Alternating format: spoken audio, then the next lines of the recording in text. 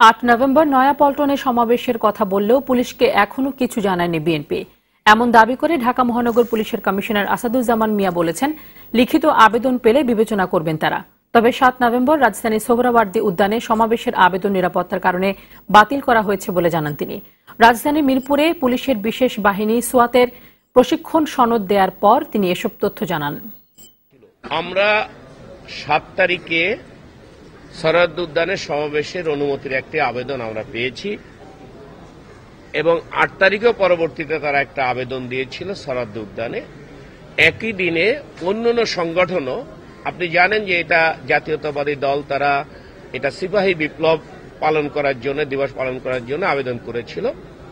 আর অন্যান্য সংগঠন তারা মুক্তিযোদ্ধা সেনা কর্মকর্তা হত্যা দিবস পালন করার জন্য একই সময় একই দিনে একই ভেন্যুতে দরখাস্ত দিয়েছিল। অবভিয়াসলি জননিরাপত্তা রক্ষার স্বার্থে, আইন শৃঙ্খলা রক্ষার স্বার্থে ঢাকা মেট্রোপলিটন পুলিশের পক্ষ থেকে এই ধরনের অনুমতি দেওয়া সম্ভব হয়নি, এটা আমরা জানিয়ে দিয়েছি।